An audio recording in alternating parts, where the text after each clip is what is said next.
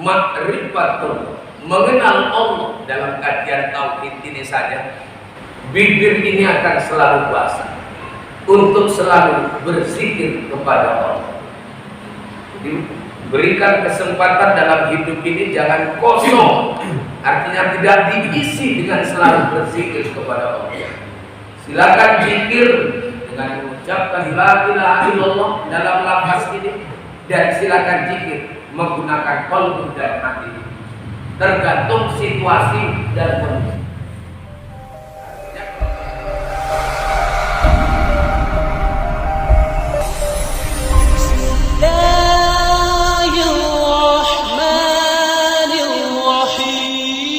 Assalamualaikum warahmatullahi wabarakatuh. Waalaikumsalam warahmatullahi wabarakatuh. Hamdan wa syukran lillah, salatan wa salaman ala Rasulillah sallallahu ala sayyidina wa maulana Muhammad bin Abdullah, amma ba'du. Bapak Ketua Forum Komunikasi Silaturahim Masjid Musholla Kecamatan Sugal dan Kutanil Baru, Bapak Edro SPD yang sama kita hormati, Bapak Kepala Desa Sementiri, para rekan dai, para ustadz yang berhadir, para pembina dan penasihat forum ini, para bapak, ibu, hadirin wal hadirat yang tidak dapat saya sebutkan satu persatu, semoga kita yang hadir dimuliakan Allah. Panjangkan umur kita, dimurahkan rezeki kita, dan dilunaskan utang-utang.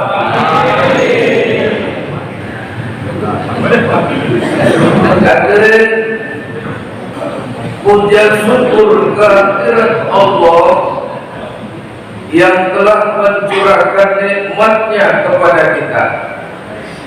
Salawat beraneka salam kehadiran junjungan Allah, Sang Habibullah, kekasih Allah, Nabi kita Muhammad sallallahu alaihi wasallam.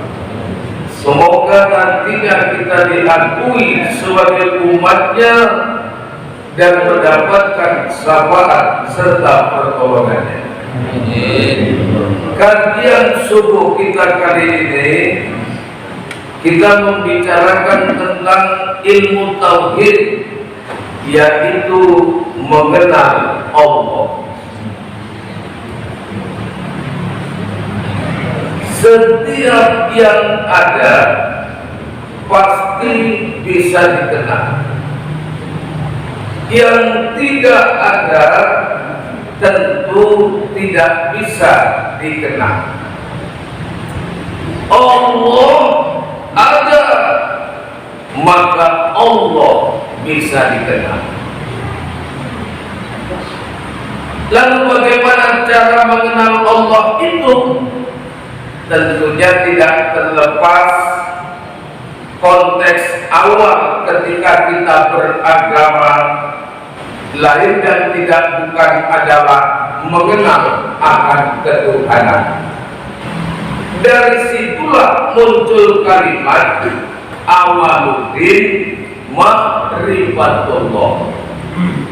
Awal agama kamu harus kenal dulu kepada Allah. Maka konteks awaluddin menduduki pria yang sangat esensial dalam ketauhidan. Itu makanya orang-orang tua kita dulu, biar tidak lupa dengan kaji ini, sampai kalimat awaluddin itu dibuat nama anak. Anak pertama lahir laki-laki, dikasih nama Awaluddin. Anak kedua lahir karena dia mengikuti program KB, berarti inilah terakhir dikasih nama Abdul-Udin. Rupanya anak ketiga lahir kurang. Saya dikasih nama Salahuddin. Salah-salahan lahir. Dalam istilah ilmu tauhid, mengenal Allah itu ada 3 syaratnya. Pertama, iktikad jajah, yakin yang putus di dalam hati kita bahwa kita tidak pernah mengilahkan ilah yang lain kecuali Allah. Jadi istilah iktikad jajah putus di dalam hati kita. Harga mati. Jadi bukan NKRI saja yang sama kita harga mati.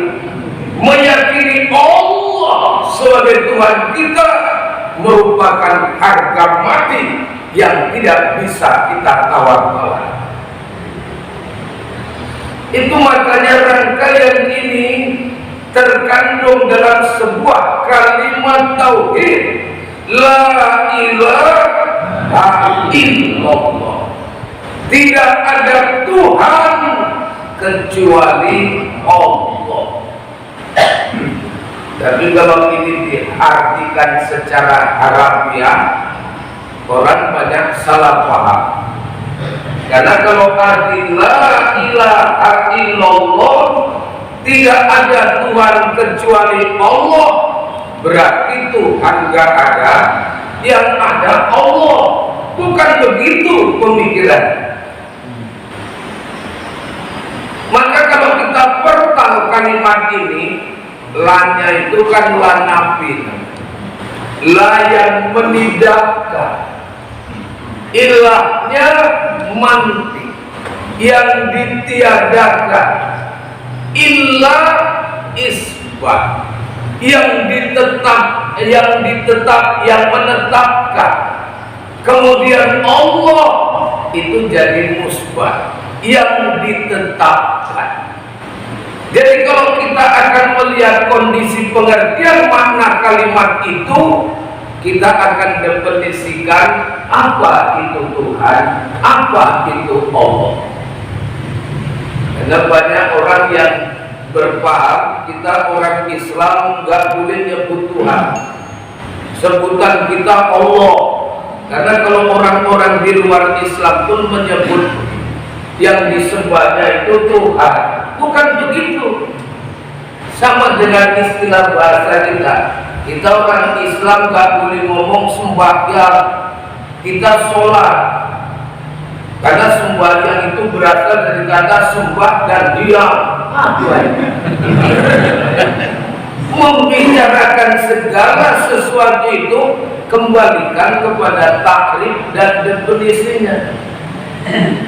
Sembahyang itu bahasa Indonesia, sholat itu bahasa Arab. Apa makna pengertian sembahyang dengan sholat? Sama. Tapi definisi daripada sembahyang dan sholat itu apa? Lihat Fathul Mu'in. Apa kata Fathul Mu'in di sana? Sembahyang itu hiya syar'an aqwalun wa af'alun. Menurut syariat, sholat itu adalah beberapa perkataan dan beberapa perbuatan. Muftatahatun bil takbir, diawali dengan takbir. Muftatahatun bil taslim, diakhiri dengan salam. Jadi artinya kalau tidak diawali dengan takbir dan tidak diakhiri dengan salam, bukan sembahyang itu namanya. Menurut pemahaman perspektif Islam. Lalu kalau kita kembali tadi, apa itu Tuhan? Apa itu Allah? Tuhan itu pengertiannya mustaghniun an kulli ma siwahu wa muttaqirun ilaihi kullu ma ada. Tuhan itu adalah Zat yang maha kaya dari seluruh alam ini, di mana seluruh alam ini berhajat kepada. Itulah Tuhan. Allah ismul Zat, nama daripada Zat Tuhan. Kalau begitu arti la ilaha illallah itu apa? Maksudnya adalah ketika kita mengucapkan kalimat itu, arti la ilaha illallah, tidak ada Tuhan. Tuhan yang mana? Yang kalau dia tidak kaya dari seluruh alam ini, yang kalau tidak semua makhluk berhajat kepadanya, maka itu tak pantas disebut Tuhan. Yang pantas disebut Tuhan kalau dia kaya dari seluruh alam ini, kalau setiap makhluk berhajat kepadanya. Illallah, itulah Tuhan Allah yang dia maha kaya dari seluruh alam ini, dan saking kayanya Allah tidak pernah mengambil keuntungan bagi setiap makhluknya. Makanya kalau istilahnya kita demon, gak usah sholat semua, Tuhan Allah tetap Tuhan, gak pernah turun dari jabatan.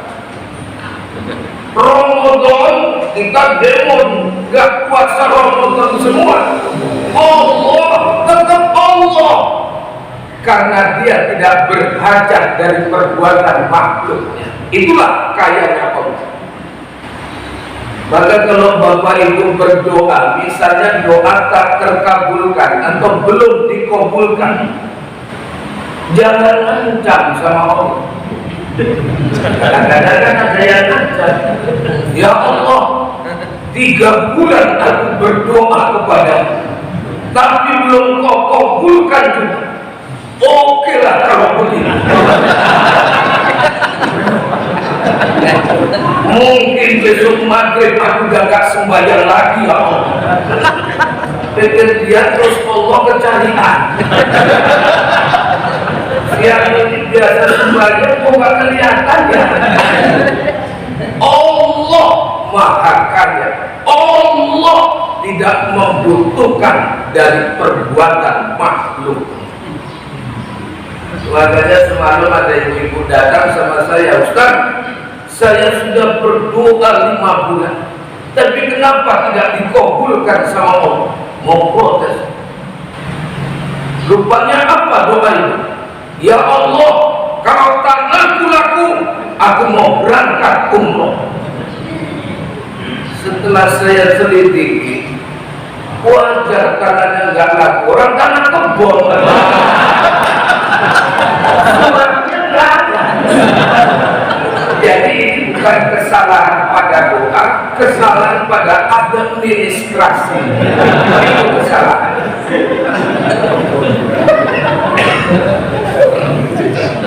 Maka orang-orang yang mengucapkan kalimat ini, hendaklah dia paham akan makna tersebut. Karena kalimat ini memiliki greget dan kekuatan yang amat luar biasa. Rasulullah Shallallahu Alaihi Wasallam mengatakan, "Man kana akhiru kalami la ilaha illallah dakhala jannah." Barang siapa yang akan meninggalkan dunia ini, kemudian mengungkapkan statement la ilaha illallah, dijamin masuk surga. Hadis ini tidak membicarakan siapa yang meninggal. Walaupun yang meninggal bajingan tengik, karena dia mampu mengucapkan kalimat ini, masuk surga.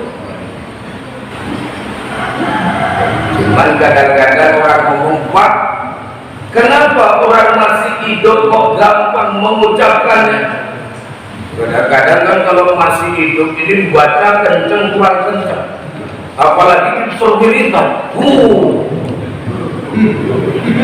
Begitu komandannya baca Abdul Zikri fa'lam annahu la ilaha illallah, Wamil Amin jawab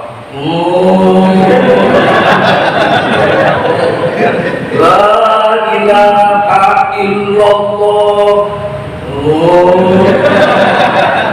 Macam harimau mau. Sudah itu zikirnya pun macam naik kereta Ustaz. Masuk gigi satu berubah. La ilaha illallah, la ilaha illallah. Komandannya nggak baca, nengokin. Situasi agak memanas, masuk dua berubah. Makin serem masuk tiga berubah. La ilahnya pun hilang, tinggal roh. Tapi kalau ibu-ibu berwiritan, ibu-ibu di belakang berwiritan, kalau wirid mantap. Wiridnya kan siang, mau wirid mandi dulu, pakai mekah, hijau bimoni, bimoni aja. Komandannya pun baca ada mental-mentalnya. Apa tahu diberi panam anang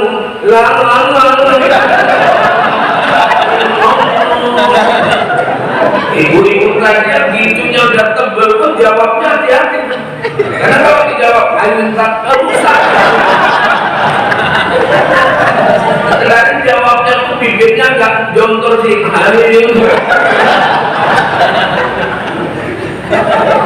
Tapi gak apa-apa lah, yang penting zikir. Lalu ada yang nanya, Pak, kalau ada orang mau meninggal dunia, kemudian kita ajarkan kalimat la ilaha illallah, waktu dia mengucap la ilah mati, belum sampai illallah, masuk kemana? Saya bilang masuk kuburan. Nah, tapi kalimatnya la ilah berarti tidak ada Tuhan, kemudian dia meninggal. Inilah tadi yang dari awal kaji saya pahamkan. Kenapa dalam la ilaha illallah ada nafi dan isbat? Rupanya Pak, ketika dalam bibirnya dia mengucapkan la ilah, pasti dia nyambung ke kolbun dan hati. Illallah. Itulah gunanya kita pelajari. La-nya la nafi, ilahnya manfi, ilah isbat, Allah musbat.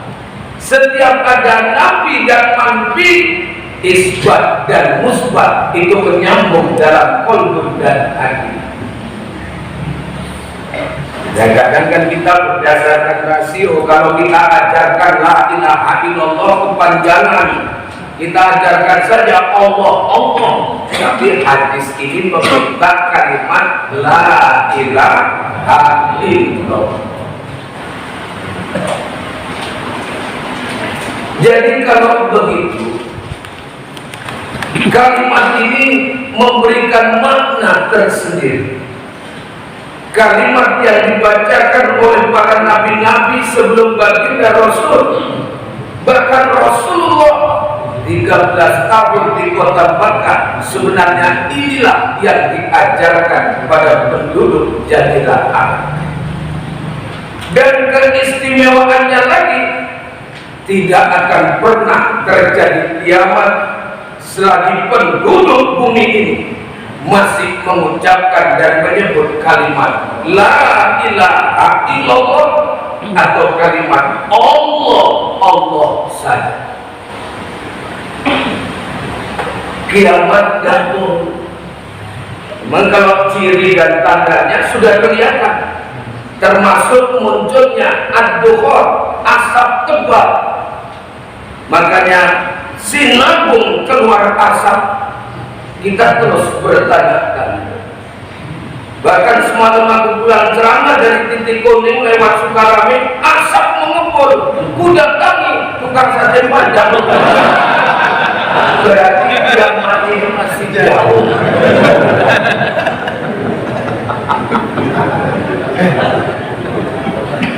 Nah, mengucapkan zikir itu pun macam-macam. La ilaha illallah ini zikir syariat. Allah ini zikir torekot. Jadi artinya ketika kita berzikir tergantung kepada makom dan kedudukan kita. Siapa yang melanggengkan membaca la ilaha illallah yang terus menerus, niscaya dia akan dengan sendirinya akan berpindah makom dan kedudukannya. Kadang tak tersebut dalam bibir ini, tapi kolbun dan hati kita tetap berzikir kepada Allah. Nah, kalau sudah sampai pada tingkatan itu, berarti Bapak sudah merasa orang-orang yang muqarrabah kepada Allah. Itulah makna pengertian ihsan. Anta budallaha ka'annaka tarahu fa illam takun tarahu fa innahu yarah. Kamu menyembah Allah seolah-olah kamu melihat Allah. Muqarrabah, musahadah itu namanya. Dan kalaupun kamu tidak melihat Allah, Allah yang melihat kamu, merasa diri selalu diawasi oleh Allah. Ya, kalau merasa diri selalu diawasi oleh Allah, seperti kita kalau kerja diawasi sama pengawas, aman. Pejabat merasa diri diawasi Allah, kolusi, korupsi pasti jauh. Makanya hari ini kan orang semakin kasus itu terjadi, malam besok nyusul, seolah-olah orang nggak takut dengan istilah korupsi. Cuma kadang koruptor kelas kakak pernah berangkat haji, waktu melempar jumroh batunya balik ngenangin. Waktu melempar lagi batunya balik ngenangin. Dalam sejarah haji umroh yang namanya melempar itu kan termasuk melempar setan. Terakhir setannya keluar ngomong, bang sama-sama setan aja mau lempar.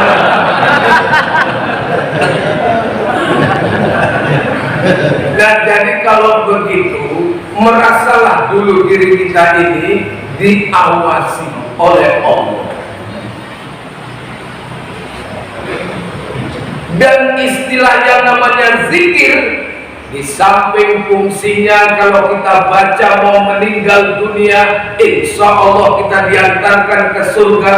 Kemudian kita membacanya dalam hidup ini, insya Allah kiamat gak jadi turun.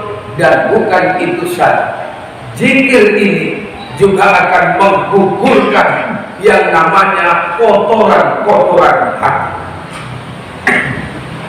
Dalam tarekat Subriyah dikatakan, kalau hatimu kotor, rajin-rajinlah kau cuci pakai sabun. Apa sabunnya? Zikrullah, zikir kepada Allah. Supaya bersih, pakai bros. Apa brosnya? Mujahadah, bersungguh-sungguh dalam mengucapkan zikir ini. Karena penyakit hati ini bahaya. Orang gak ada masuk neraka karena kena leper, tidak. Orang masuk neraka karena kena kanker, tidak. Tapi orang masuk neraka karena sombong, itu pasti. Dan sombong adalah penyakit hati.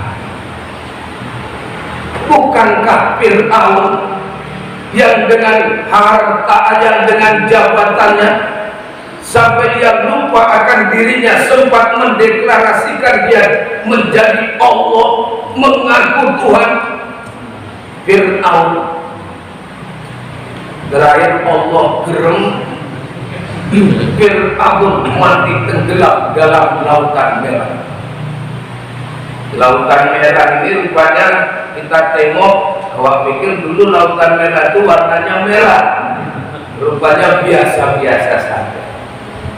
Sama dengan benang biru, awak pikir benangnya biru, rupanya kalau disulam menjadi gelap. Karena untuk apa bersumpah?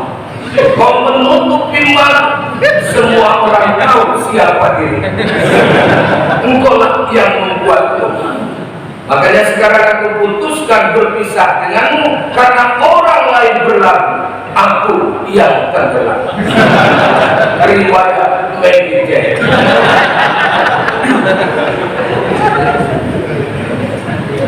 Jadi harga mati. Fokuskan kita, intikatkan kita bahwa kita sekali lagi tidak akan pernah mengilahkan ilah yang lain kecuali Allah. Makanya Pak, saya kemarin kan sempat bilang, kalau kita naik pesawat, pesawatnya goyang-goyang, kita takut di atas sana, siapa yang kita sebut? Allah. Karena kita tahu bahwa integritas keberadaan Allah itu, dialah yang punya segala, dan kita adalah makhluk yang sangat lemah. Itu makanya Rusia ini kan negara komunis, tidak bertuhan. Tapi ketika terjadi atraksi pesawat di udara, dan waktu itu memang hari ulang tahun negaranya, Presiden Rusia pun duduk, istrinya duduk dekat. Ini saya, ini Presiden Rusia, ini istrinya, saya. Waktu itu saya nonton TV agak dekat. Rupanya tiba-tiba pesawat ulang tahun itu meledak di udara. Istri Presiden Rusia langsung berkata, "Oh my God, kok menyebut nama Tuhan?" Katanya aneh, katanya tidak bertuhan. Begitulah kalau kita mau gali sebenarnya secara kefitrahan, manusia tidak terlepas untuk bertuhan. Cuman Tuhan yang mana? Inilah yang kita dudukkan supaya kita bisa memahamkan hakikat Tuhan yang sebenarnya. Pertama, intikan jaga, yakin yang putus, dan itu tertuang dalam kalimat thayyibah, la ilaha illallah. Tidak ada Tuhan yang dia kalau tidak kaya dari seluruh alam ini, yang kalau tidak semua makhluk berhajat kepadanya, itu bukan Tuhan namanya. Tapi yang dia kaya, semua makhluk berhajat kepadanya, illallah. Itulah yang kita tetapkan, hanya Tuhan Allah. Satu.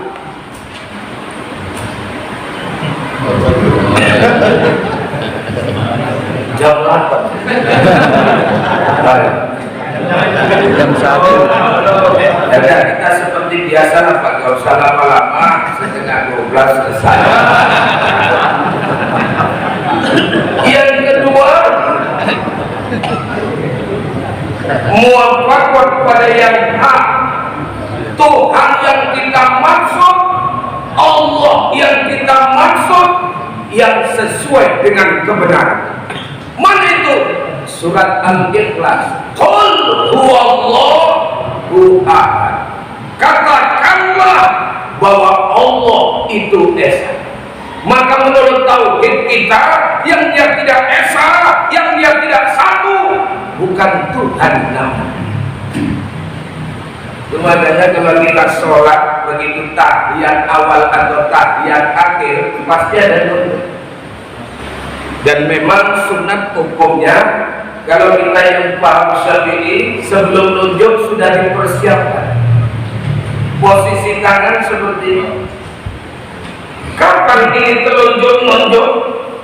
Waktu kita mengucapkan kalimat illah, asyhadu alla ilaha illallah. Waktu ilangan kan, Kadang-kadang atahiyatul dan akan keluar apa pun membantu no, nggak sabaran waktu hilang. Itu pun menurut hukum fikih yang tadinya mata kita sunat melihat tempat sujud, disunatkan ketika telunjuk ini nunjuk untuk kita melihat telunjuk yang nunjuk ini. Hukumnya sunnah. Asyhadu Allah. Nah, ini nengok ke tempat sujud Pak. Asyhadu Allah sunnah nengok. Ilaha illallah sunnah. Kalau ibu-ibu ya dalam telepon lah. Dan pulang nanti ibu-ibu udah nunjuk apa belum ya? Udah. Tangannya sendiri ya tidak tahu. Kenapa harus menunjuk satu? Kok enggak dua? Kok enggak tiga? Asyhadu an la ilaha illallah.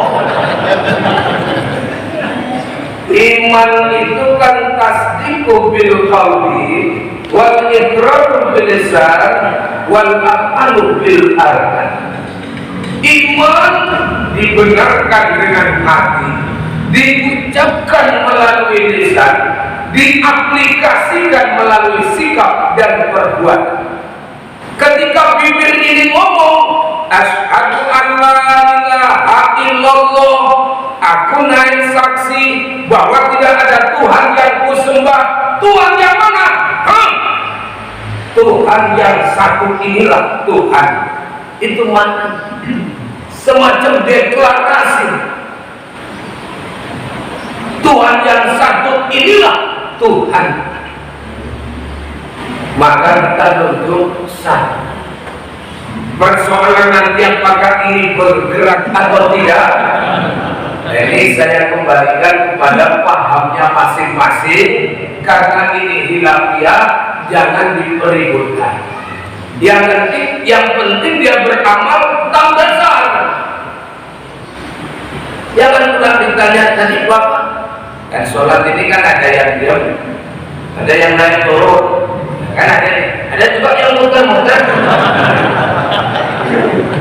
Jadi pas kebetulan dia muter-muter, selesai sholat ditanya, kerja di mana Bang? Cerita Nabi. Bagian apa? Penguburan. Jangan itu alasannya, dia harus tahu dasar. Harus tahu dasar. Jadi amal ini kalaupun tahu dasarnya, kita lebih enak mengamalkan. Ada yang naik turun, dasarnya ada. Kalau ditanya selesai sholat, dari Bapak minum apa? Kuku bima, pantas itu asal. Boleh dijawab aja. Beramal boleh sesuai dengan pemahamannya. Yang penting adalah dasarnya. Itu yang dibenarkan.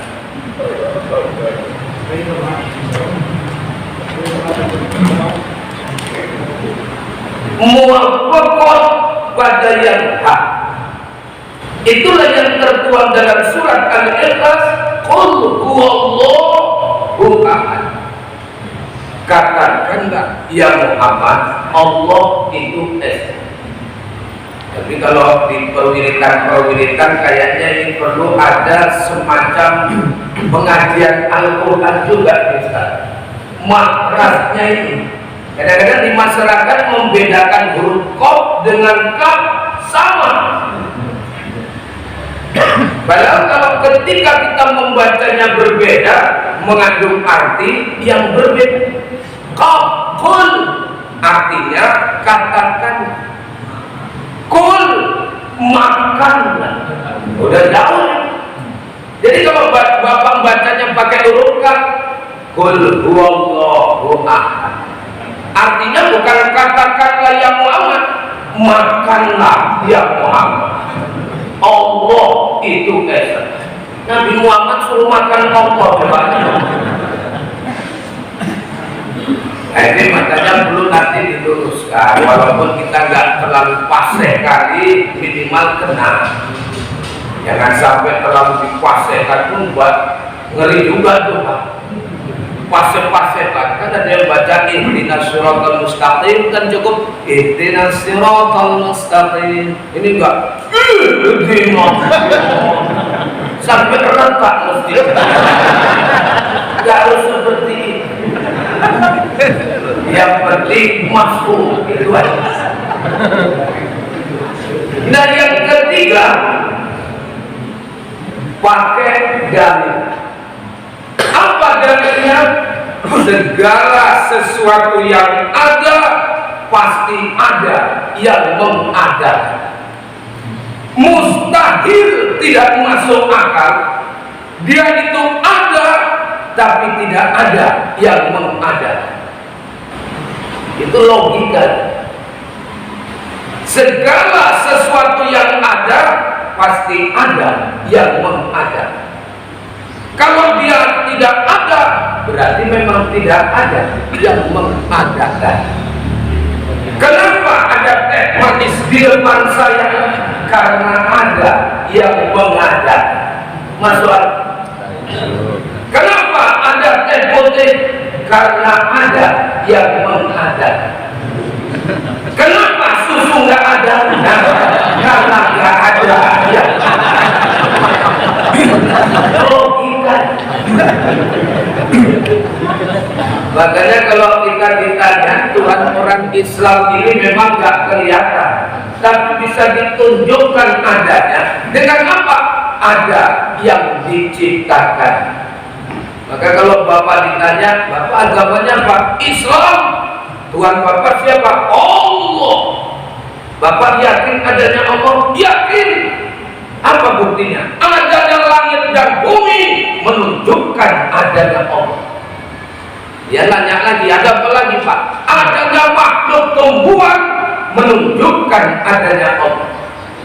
Dia tanya lagi, ada apa lagi Pak? Adanya makhluk hewan menunjukkan adanya Allah.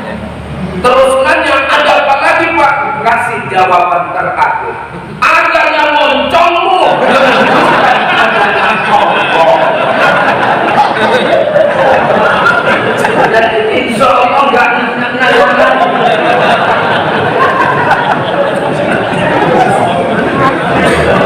Itulah dalil. Jadi insya Allah makrifat mengenal Allah, makrifatullah dalam ilmu tauhid, tiga ini saja syaratnya. Jika itu disebut yang namanya makrifat, iktikad janda, muwafaqah pada yang hak dan pakai dalil. Tapi kalau dalam ilmu tauhid perspektif Ahlus Sunnah wal Jamaah, untuk mengenal Allah pertama, kenalilah namanya. Maka nama Allah ada Asmaul Husna 99 nama. Makanya kalau kita berdoa dianjurkan menggunakan nama ini. Misalnya Bapak kepingin supaya dikasihi orang, banyak baca Ar-Rahman, ya kan? Maha Pengasih, banyak baca. Ibu-ibu misalnya sulit rezeki, banyak baca Ya Rojak 1000 kali ini satu. Ya Rojak, Ya Rojak, Ya Rojak, Ya Rojak. Yang itu tetap jangan diganti Bang Rojak. Wah, itu membuka luka lama.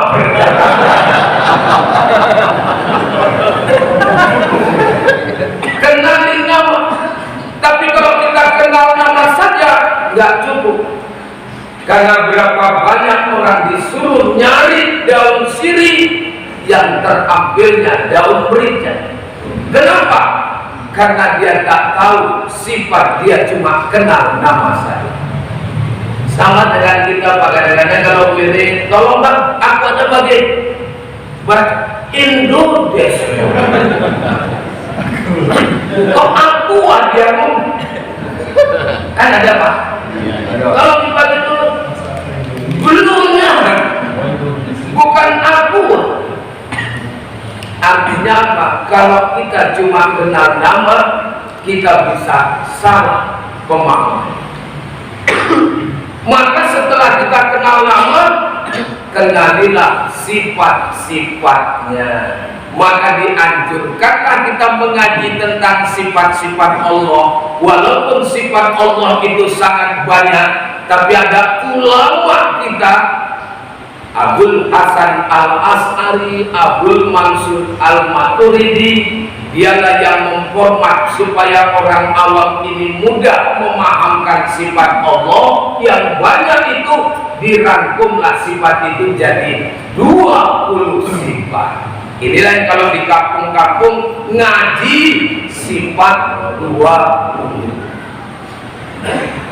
Cuman orang ada ngomong jangan ngaji sifat 20, nanti bisa gila. Padahal berapa banyak orang gila bukan karena ngaji sifat 20.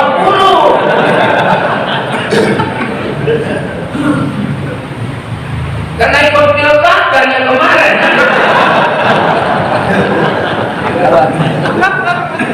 Paham?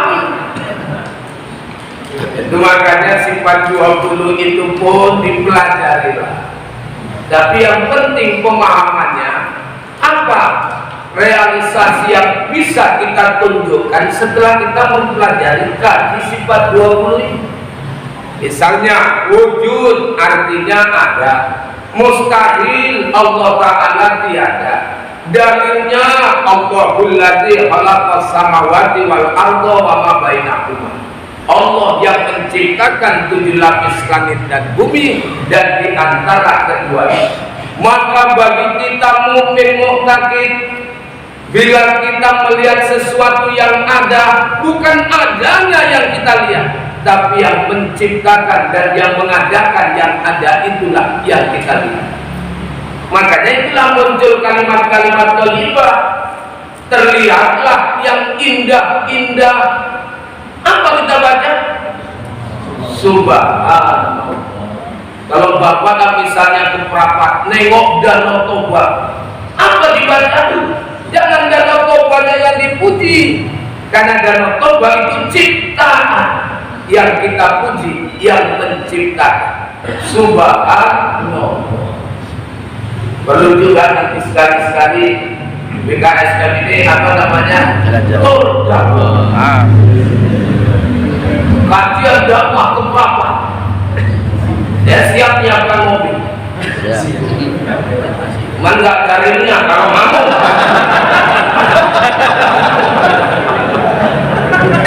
Subhanallah, melihat yang indah-indah.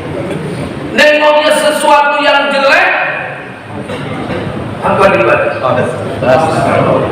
Istighfar. Nengok yang jelek kan bukan dosa. Yang lebih pas kalimatnya Masya Allah. Tapi kalau kita melakukan perbuatan dosa, melihat aurat perempuan, astagfirullah.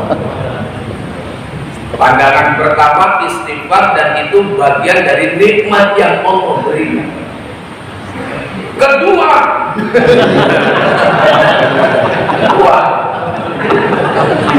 masih bertanya Pak, Masya Allah.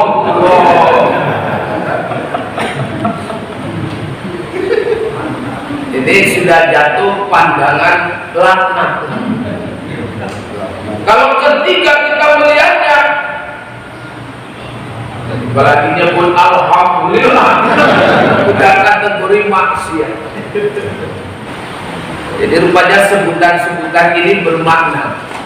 Itulah kalimat thayyibah yang lahir ketika kita melihat bukan sesuatunya yang kita lihat, tapi adalah yang menciptakan yang kejadian ini. Jadi hidup ini serasa nggak perlu emosional. Itu makanya setelah tauhidul sifat kan ada tauhidul af'al, untuk mengenal Allah dengan perbuatan yang terjadi di dunia ini semua adalah atas izin dan kehendak Allah. Idza arada syai'an ayyakula lahu kun fayakun. Kalau Allah berkehendak, apa yang enggak terjadi? Dan tidak ada satu apapun yang tergerak di bumi ini kecuali izin Allah. Terjadi tabrakan, anak kita pula yang tertabrak, sudah tidak perlu marah. Kenapa? Ini afalnya Allah. Kembalikan ke Allah. Seperti yang saya bilang, mobil saya ditabrak dari belakang, berdebah. Saya usahakan enggak. Memang inilah dari Allah. Apalagi saya tengok yang nabrak perempuan, tambah gak marah saya memang. Jangan nomor apinya ada sama saya. Ini perbuatan Allah. Jadi kalimat-kalimat thayyibah itu tengok yang cantik, yang penuh dengan kenikmatan, subhanallah. Tetangga rumahnya kebakaran, masya Allah. Jangan dibaca tetangga rumahnya kebakaran, inna lillahi wa inna ilaihi raji'un. Tetangganya pun keluar, kau pikir aku sudah mati? Baca kalimat ini. Nah, maka di awam ini kan kalimat ini tak paham, maka cukup masya Allah. Tapi kalau rumah tetangga kebakaran, bapak baca alhamdulillah, berarti bapaklah pelaku kebakaran. Tidak jauh-jauh. Baru berikutnya mengenal sifat Allah ini yang 20 sifat. Nanti yang 20 ini ada dibagi kepada 4. Ada nafsiyah, ada salbiyah, ada ma'ani, ada maknawiyah. Kemudian dari yang 20 ini juga ada mengandung makna ta'alluq, inkisab, ta'alluq yang namanya dolalah. Ta'alluqnya itu nyata pada sesuatu yang mungkin atau yang tidak mungkin. Itu makanya segala Allah menciptakan sesuatu di dunia ini, tengok hukumnya. Dia ada wajib, ada mustahil, dan ada hukum harus. Itu kita harus paham. Misalnya nih, Allah Ta'ala itu maha kuasa. Kuasa. Kalau Allah Ta'ala itu maha kuasa, mampukah Allah mengadakan anaknya? Jangan terus dia berkuasa yang mampu ini. Hati-hati jawabnya. Jawabannya apa? Mustahil. Tidak masuk akal kalau Allah memperbuat itu, karena itu menyalahi akan keesaan. Jawabannya mustahil. Suami istri nikah, biasa ada anak, ada juga yang tak ada anak. Apalah hukumnya Allah Ta'ala mengadakan anak atau tidak ada itu? Hukumnya bukan wajib. Karena kalau wajib setiap yang suami istri harus ada anaknya. Tapi karena ada suami istri tak ada anak, maka hukumnya harus bagi Allah. Kalau Allah mau, jadi. Kalau Allah tak mau, tak jadi. Sama dengan istilah di kalimat tauhid, beda kajian syariat, Pak. Kalau kajian syariat, orang beramal ibadah, taat ibadahnya mati masuk surga. Kemudian kalau orang yang maksiat, kemudian dia mati masuk neraka. Ini kajian syariat. Kalau kajian hakikat, kajian tauhid, ini buajingan tengi. Udah buajingan tengi lagi. Maksiatnya luar biasa. Rupanya udah mati, dimasukkan sama Allah ke surga, bukan ke neraka. Apalah hukumnya menurut kajian tauhid Allah masukkan dia ke surga? Harus hukum. Artinya apa? Allah punya hak prerogatif yang tidak bisa dicampuri oleh siapa. Kalau memasukkan ke surga, kenapa Pak? Mau demon, silakan. Hak prerogatif Allah. Ini kalau ditembung selalu dibahas kaki ini seperti ini Pak.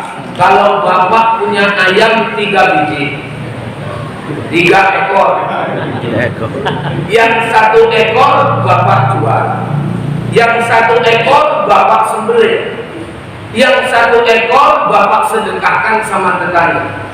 Misalnya kalau ayam tadi nuntut, kenapa Pak saya dijual?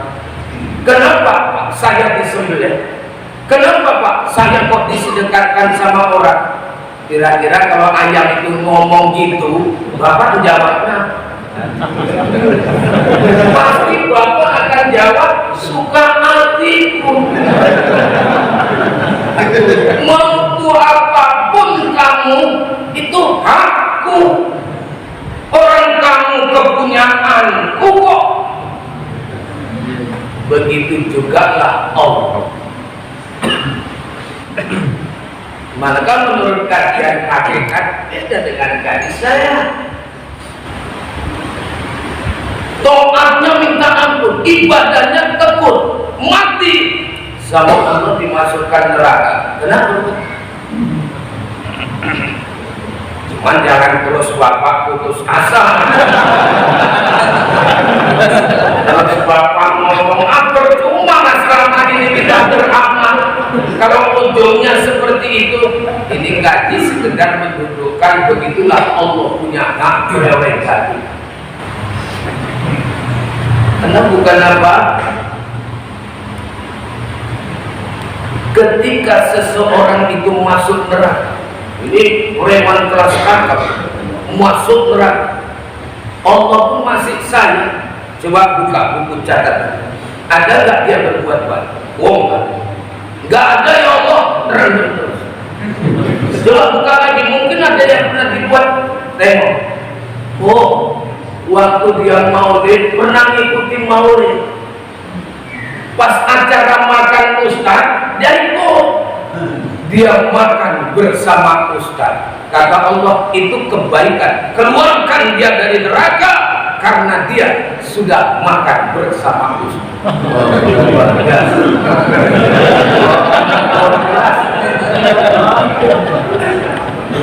Jadi artinya kalau mau yang mau bayar makan itu terbuka. Tapi tadi dikeluarkan dari neraka hanya kebaikan ngawani makan ustaz. Saya pun sebenarnya nggak setuju kalau acara maulid, acara mi'raj di panitia ditulis makan ustaz 2,5 juta. 2,5 juta pula awak makan. Mana sampai panitianya yang banyak. Dan kadang-kadang salah persepsi. Insya Allah Pak, kalau kita sudah yakin dalam konteks pemahaman ma'rifatul, mengenal Allah dalam kajian tauhid ini saja, bibir ini akan selalu basah untuk selalu berzikir kepada Allah. Diberikan kesempatan dalam hidup ini jangan kosong, artinya tidak diisi dengan selalu berzikir kepada Allah. Silakan zikir dengan mengucapkan la ilaha illallah dalam lafaz ini, dan silakan zikir menggunakan qalbu dan hati, tergantung situasi dan kondisi.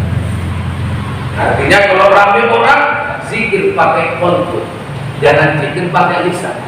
Dan gak enak bercakap sambil zikir. Dari mana Bang? La ilaha illallah, la ilaha illallah. Cukup dengan qalbu. Insya Allah inilah membuka awal untuk kita mendekatkan diri kepada Allah dengan banyak istilah mengucapkan zikir, dan kita paham zikir itu la ilaha illallah, sehingga mati kita pun mampu mengucapkan kalimat itu. Itulah yang disebut dengan husnul khotimah.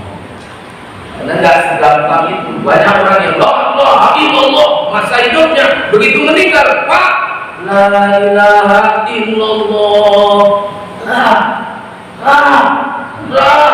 nyangkut. Karena dia tak paham makna kalimat la ilaha illallah. Mana nabi, mana mantri, mana isbat, mana isbat. Pernah biduan Pak, mantan biduan tinggal wajarin la ilaha illallah, mana dibaca la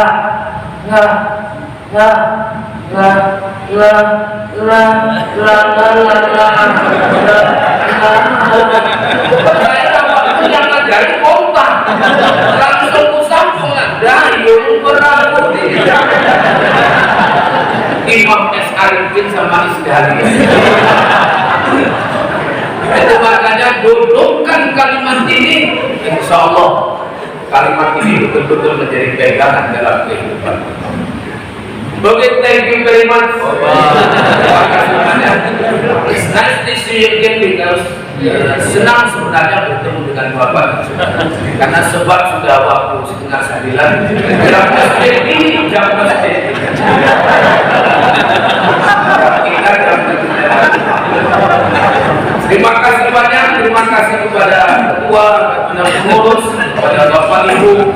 Alhamdulillah silaturahmi di Surga Kecamatan Utari Baru nampaknya terus makin kokoh untuk kita. Amin. Punya umat Islam sudah mulai sadar ketika kita bermain sendiri-sendiri ternyata kita tidak memiliki kekuatan apa-apa. Tapi ketika kita kompak, kita kuat. Dengan kuat kita akan menjadi besar. Dengan besar kita akan siap mengantarkan saudara-saudara kita menjadi apapun kita. Saya kepengen kalau bisa dewan diduduki oleh orang-orang yang ngerti agama, orang-orang yang memang punya kapasitas dulu. Sekarang ini kita nggak mau mengikut ke sana. Terakhir banyak orang-orang yang tidak bertanggung jawab, apalagi orang yang kadang tidak menguntungkan bagi kepentingan kita umat Islam. Jadi saya kasih tahu bentuknya begitulah kebersamaan dan kekompakan harus kita jaga. Mudah-mudahan ini sudah terus antusias ini untuk mengikuti ini. Saya masih mau cari metode bagaimana di daerah Tembung ini bisa saya pakai. So, ini saja yang kita sampaikan. Terima kasih atas segala perhatian. Mohon maaf segala kekurangan. Dan tidak ada pantun ya saya juga ke pantun. Terima kasih. Billahi hidayah wa taufiq wallahu muwaffiq ila aqwamit thoriq. Assalamualaikum warahmatullahi wabarakatuh.